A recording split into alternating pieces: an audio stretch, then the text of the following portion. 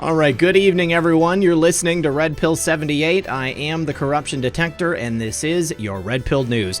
Joining me in studio once again is Bob Kudla from Trade Genius. Bob, how are you, my friend?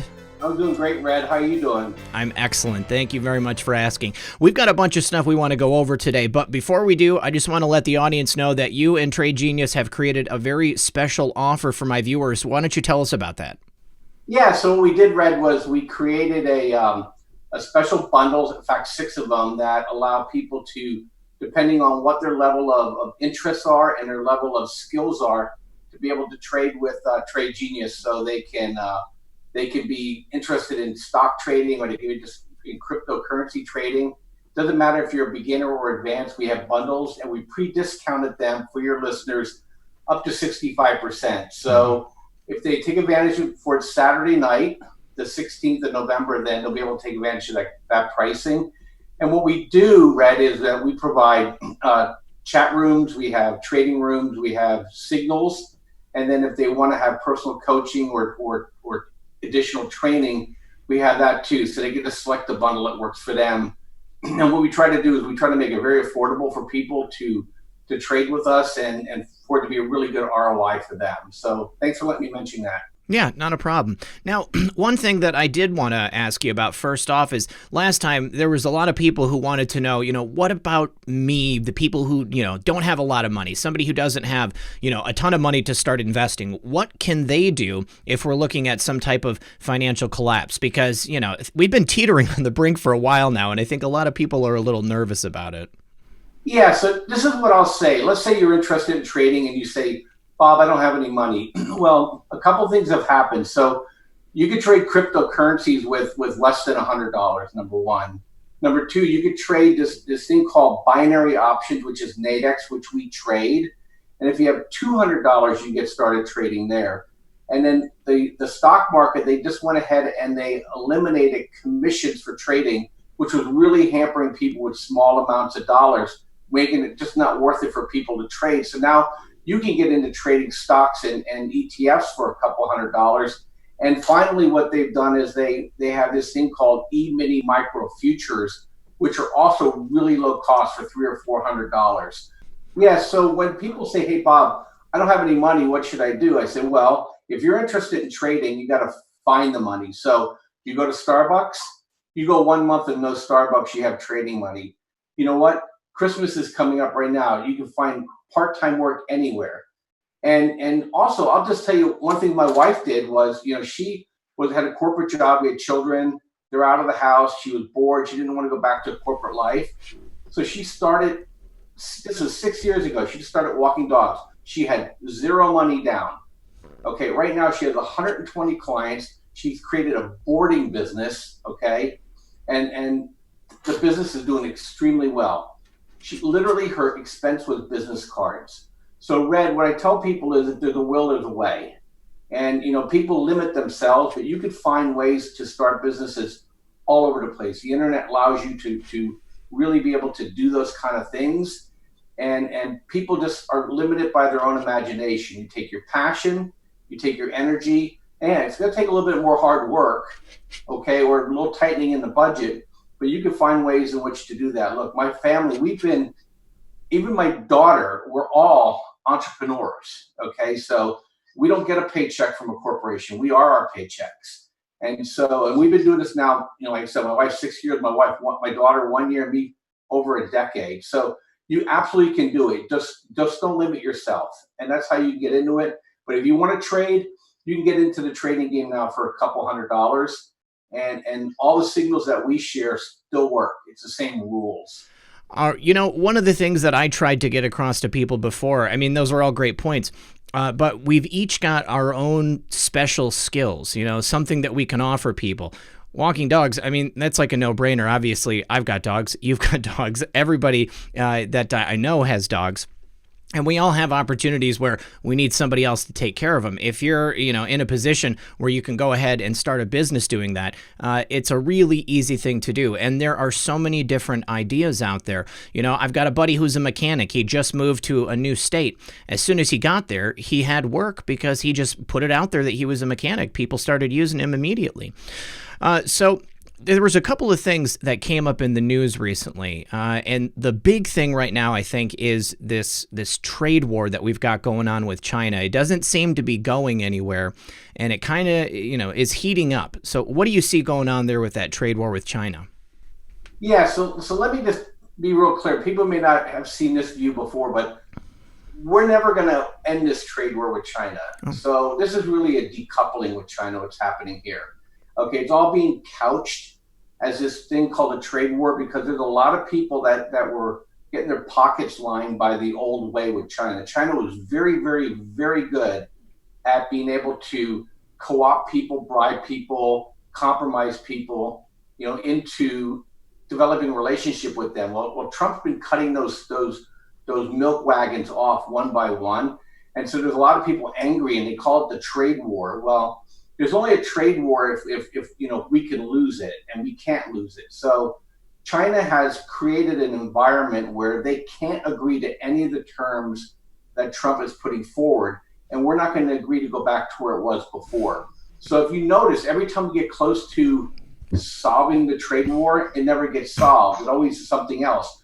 And people always just say, oh, Trump's losing the trade war. Well, you know what? They've shown that that's not true. The Chinese suppliers are eating all of the tariffs. And then what we're trying to do is we're trying to push the supply chains out of China into either other Asian countries or elsewhere, or even back to the United States, because we just know over time, this environment's not going to work for us. China will then climb up what's called the value chain and make us irrelevant. And so it's never going to end. So he'll always find a reason why we can't finish this thing, or China's going to find it unpalatable. And tell people, don't worry about it.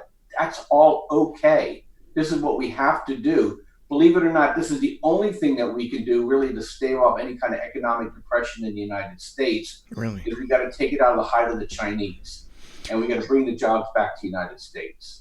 So do you see any particular people here in America that are the big losers of this trade war, like people that are no longer going to be benefiting from this kind of like bribery, thing that China had going on?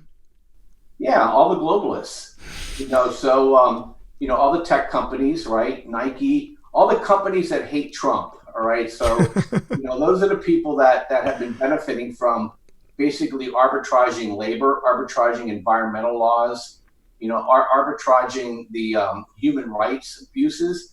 Well, I find it so ironic that it takes a Republican to force these issues to the forefront when for years that's been always the Democrats' mantra is this, and they're dead silent on this issue because they've all been compromised. Mm-hmm. And so so those are the people that are going to lose it, and financial services companies, all those companies that thought they had a big opportunity in that market in China, but it's a mirage, Red, because China's never really given people that opportunity. And I'll explain something else to people too. China's doing something really, really interesting. They've created this social score, as you know. Oh yeah. They're now tying it in with their blockchain, digital blockchain. Don't confuse that with cryptocurrency.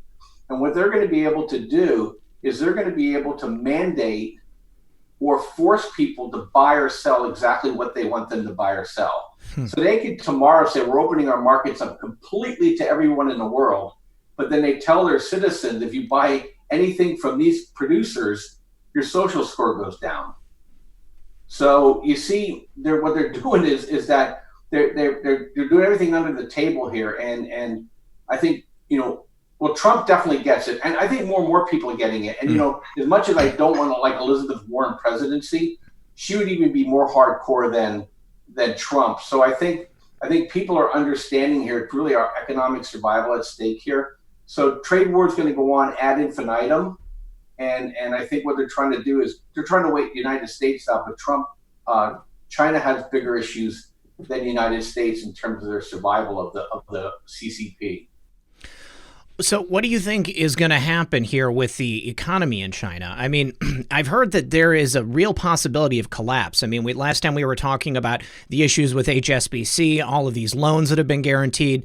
If all of that revenue is being sucked out of China as a result of the tariffs, and then all these companies no longer able to produce products in China, I mean, how are they going to balance that out? Uh, they won't. I think that's the plan. I think what we're trying to do is we're trying to bankrupt them. So Okay. you know, the China's in big deep weeds here. Their debt to GDP ratio is the biggest in the world. They just hide it. They can't feed their own people. Their pig population, where they get their pork, which is the number one protein, is they think they have to cull 100% of their whole herd. That can Uh-huh. cause problems in the United States too, because they own some of our pork producers in the United States. They can just ship every pig over there until somebody political steps up to it, Hmm. and they're having problems now with in their grain markets too. So that's one problem. The other problem is debt, and if they let their yuan float, meaning lose value, will cost that much more to bring food in and energy into the country. So they're walking a nice edge right now. And if we take away their only advantage, which is basically they've been arbitraging labor or co-opting other countries' ability to compete with them, then they're really nobody. They're just a really, really, really big country with no advantages. All right. Well, I look forward to that day. There is a couple of things here in the United States that I've read about recently that gave me pause. I don't know if you heard a couple of months ago, Disney was caught in some accounting scandals. They were overinflating revenue. They were like buying tickets to their own films and then counting that as revenue, even though it's, out of one pocket and into the other. And then just today I read in Zero Hedge, Mattel was caught in some major accounting irregularities too. Do you think that this is a problem that's endemic within the financial sector in the United States, or are these isolated incidents with just some major corporations? Oh no, we're at the end of the road here in terms of the stock move. Nike and Under Armour are also under the gun right now for the same kind of what's called revenue recognition issues. So they're all trying to now see when you get valued as a company, the thing that scares the analysts more than anything else is a revenue shortfall, Mhm. because you can only cut so much for profit. And so if you can't maintain that revenue stream, you start getting downgraded in terms of the valuation of your company. And since things are priced to perfection in the stock market, that could be catastrophic for management. So yeah, so they're all doing whatever they possibly can. In fact, they think there might be an audit crisis in the United States where the auditors are co-opted right now. So I wouldn't be surprised at all. And we're not going to find out about all these people, Red, until we go into another stock market crash, Mm. and all this stuff starts bubbling up because new management comes in and says, "Hey, don't blame me. These guys are the bums," and that's when we're going to find out how really systematic this is. And it is. It's not a one-off. Yeah, no, I tend to agree with you there because, I mean, it's specifically in the instance of Mattel, they are looking at their auditors and, people are being replaced. I believe their CFO was just recently replaced as a result of all of this stuff taking place. But it looks certainly to me like the auditors are working with the executives at these companies and, putting it point blank, we need to cover this up because if they come out and say we have a shortfall, then the stock is going to be devalued. People aren't going to have any confidence in it. There's been a lot of problems. I can say specifically with Disney. Obviously, they've completely tanked the Star Wars franchise, which I'm personally very bummed about. And now they're even stopping making any future Star Wars movies because they just don't know how to take it forward. And I think they're getting tired of paying for the movie twice because they've had to make the movies and then they hire somebody else to recut it and redirect it and, bring a whole bunch of new footage in. So I guess, what I'm worried about is, this is a widespread issue amongst every company in the United States because we seem to be doing really well economically. And especially with this money coming back overseas from China, I would hate to see all of those gains just be counteracted by what look like overinflated and completely illegal accounting at major American companies. Yeah, and it's not just the accounting firms; it's also the rating agencies. So, Yeah. and then the banks are just lending without any kind of clauses or clawbacks, or they're called covenant light loans. So, yeah, I agree with you. I mean, thank God the whole country is not public companies. As a private owned business owner, who cares if I inflate my revenue? I didn't put any more money in my pocket.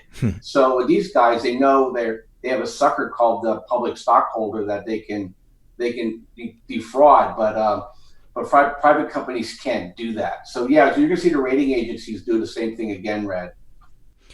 Do you think that they are that there's any talk of changing the way that we do ratings here in the United States? Because it seems like that's been a problem for many years. I keep hearing that bubbling back up. And, I mean, every time there's a crash, it's like they pretend like these companies are still, AAA or whatever it is, when clearly they're, only worth like a handful of dimes. Yeah, so the companies pick the rating agency. I mean, how stupid is that? So it needs to flip the model where the rating agencies have access. If you're a public company, your information needs to be available to all the rating agencies and allow them to then, without any kind of barrier, publish their results and let the institutions buy the rating agencies' material versus having the company pay for the rating to be generated. I mean, it's like, me telling you that, hey, I got all these great reviews on Yelp. Oh, forget it. That's a wrong example. You see where the fraud is everywhere. So, yeah. So rating agencies the same way. So that's going to end. They're talking about ending it right now. I think they need to. I mean, it's like me calling up I'm sorry, I don't know any of the credit agencies for people. I don't use credit, but calling up a credit agency and saying, "Hey, make my credit score a 780, and then give me an excellent loan based upon that." Well, something else I wanted to talk about, because this is an issue very close to your heart, is the idea of the grand solar minimum. I've seen a lot of coverage recently about these record low temperatures, and I love it because it kind of flies in the face of the idea that we're in this, great solar uptick. We're supposed to be in a global warming period. Why is it so cold? Yeah, I mean, it's obviously political, and if for people that have an open mind, is that we go through these 30-year up cycle, down cycles, primarily because of the oceans. The oceans are counter-cyclical to a lot of things that happen, with the energy from the sun. But now what's happening is the sun is going cool. At the same time, both the Atlantic and Pacific are going cool. Mm. And what that does is it creates, and we're going into a longer cooling with the sun. What I mean by cooling is the less sunspots you have, the less energy that's being generated by the sun that comes to the earth. So now you have a trifecta. And when that happens, you go into these 250 years worth of more cold than warm. And then these cold bouts can be really cold. And so we're going back to where we were between 1450 and 1850. And where we're going to get these super cold events. What people don't understand about the grand solar minimum, though, is that it's not like persistently cold. You get these undulations in the jet stream where they just dip really far down, unexpectedly far south. And if you notice, Alaska gets super warm, but you go all the way down to Cabo San Lucas, they're going to be 20 degrees below their normal next week. Oh, wow. So what happens is that you kill crops that you didn't expect to die. And so what if Alaska's warm?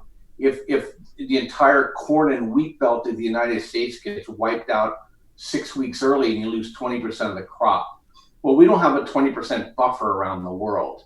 So we've had this nice run for the last 9 or 10 years, up to last year, where we had these surpluses. Well, the United States and Australia and Russia were providing all the surpluses, and the only country now that's really going to have any kind of surplus is Brazil. And if we get 2 years like this, the winter we're going to have right now, we're going to be in deep weeds. And so that's when you're going to see prices really start to move, and they're going up already. I mean, China already has basically 100% inflation in their food markets, and their people can't afford it. And you'll start seeing the stress elsewhere. The United States will feel it last because less of our budget is food, but we'll start feeling it. We'll start seeing 5, 6, 7, 8% increases in food prices, Red, and that'll be enough to really take the game off. And then it screws up the Federal Reserves around the world, because you can't keep printing money into a food shortage, because people that have to import food around the world that are tied to the dollar, That's how we got the Arab Spring in 2011. And so we'll start seeing those things again 20, 21, 22, where we're in the midst of this solar minimum. And then I think people have already decided, Red, that this whole global warming scare is a hoax. Mm-hmm. You see what's happening in Chile. They try to raise rates because they're using green energy. They're proud of it. And basically they torched the headquarters of the energy company. Yeah. Million people protesting. So I took the global warming nuts off my worry list, because those people are going to be lucky to survive if we get 2 or 3 years of the winters that we're going to be getting, because they're going to be completely irrelevant. So what do you think is going to happen if we have that big of a food shortage? I mean, are people going to need to be relying on like their prepper supplies and stuff like that? Or are we just going to have to start eating different types of food? I don't think, in the past, when we had this before, there were famines around the world. What's different this time is that supply chains are more sophisticated. You can move food around. You can shift what's grown. And, in the past, if you grew wheat in that field, you grew wheat in that field the next year. Well, if wheat can't grow, you can grow barley. You can shift the crops farther south, or in that case of Alaska, farther north. And Brazil is basically creating another United States. So I think what's going to happen personally is that we'll see an increase in food costs and some stress in the system, and some countries that aren't as able to absorb the increases in the food costs. There'll be some failed states, but I think it's going to be more of a burden than a catastrophe. So that's my view right now, looking at it as I'm looking at it. All right. Well, that makes me feel a little bit better about it. I want to go back to the Fed here, because the Fed has been doing some weird stuff lately. Obviously, they don't like President Trump. I think President Trump has kind of an unprecedented spot in history because he's had the opportunity to appoint so many people. I think there's only one person on the board of governors that's a holdover from the last administration? But even still, they don't really seem like they're going along with his agenda. And they're doing this thing now where they're basically doing quantitative easing, but then not calling it quantitative easing. So where do you see the Fed going? How close are we to getting rid of them? They said for the people, by the people. Well, this is for the banks, by the banks. Right? Yeah. So it's always bankers first. Look, this repo thing came out of the blue, and I don't know if you and I talked about this. I think we did last time. Yeah. That they still are trying to figure out really who the culprit is. My view still is I think it's money leaving Hong Kong, and it's money leaving Deutsche Bank. But also Jamie Dimon's in there playing games now at Chase, where he's basically holding back.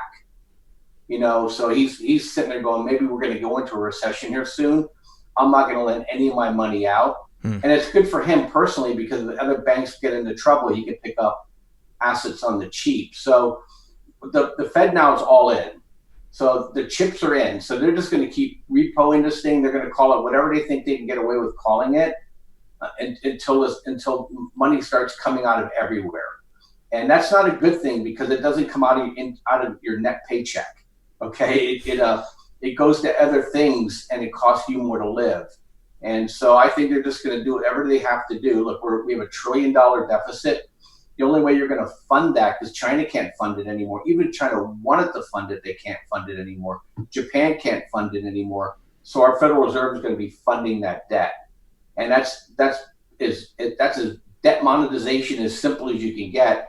And it's going to go from suppressing the precious metals to basically causing them to explode. And so that's what I see is going to happen. They're not going to stop. They can't stop. Trump checkmated the central bank 6 months ago.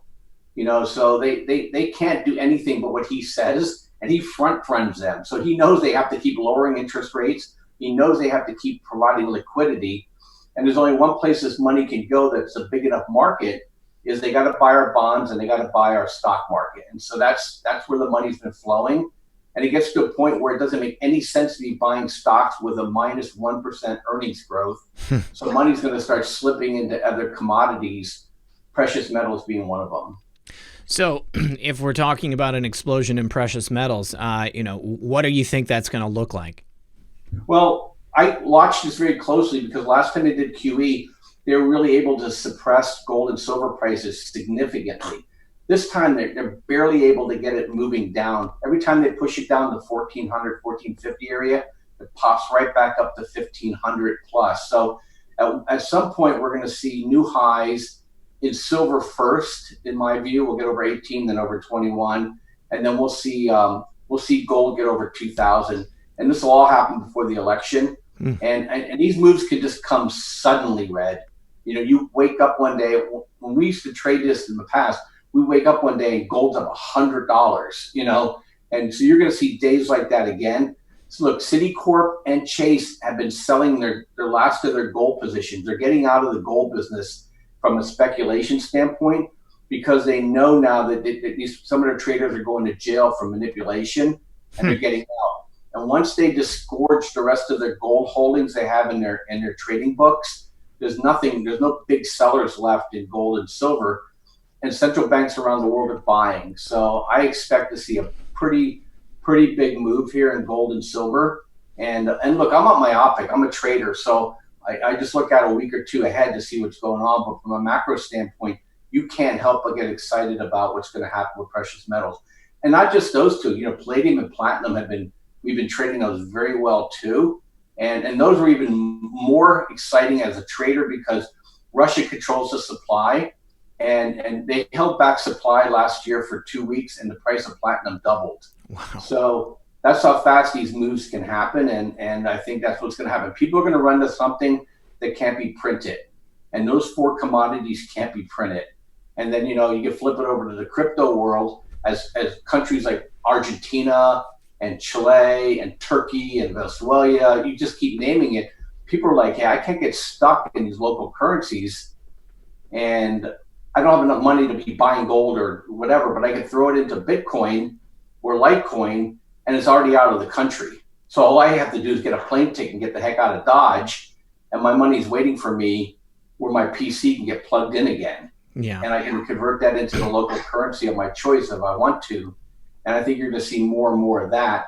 And you got the halving coming up in Bitcoin. Those who follow crypto will know what that means. And that's going to help provide, you know, growth in the value of the price of Bitcoin. And it's going to suck along with some of the other ones. And next time we talk, Red, I'll give you some altcoins. I don't have them in front of me now.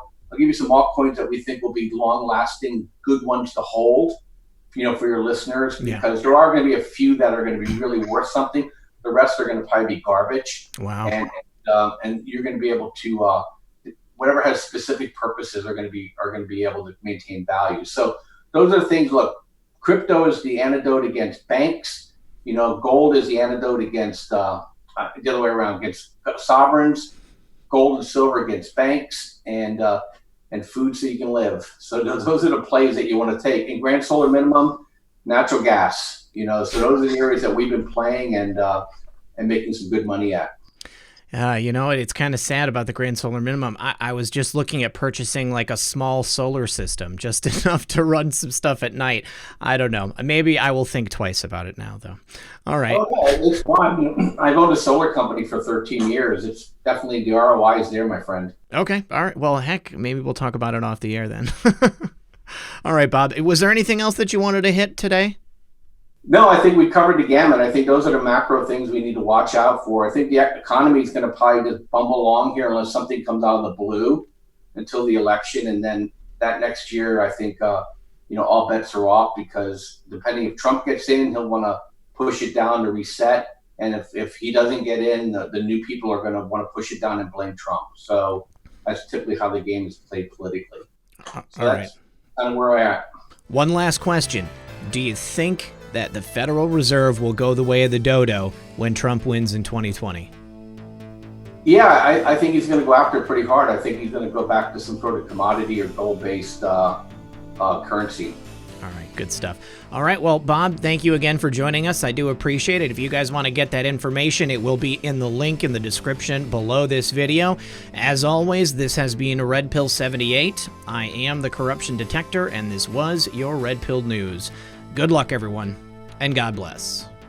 Hey guys, it's Red Pill. I just wanted to say one more thing. Thank you very much to all my patrons. Thank you to everyone who supports this channel. If anyone wants to help out, there are links in the description of this video below. Please make sure to subscribe to my backup channels in case anything happens here. I will begin publishing there.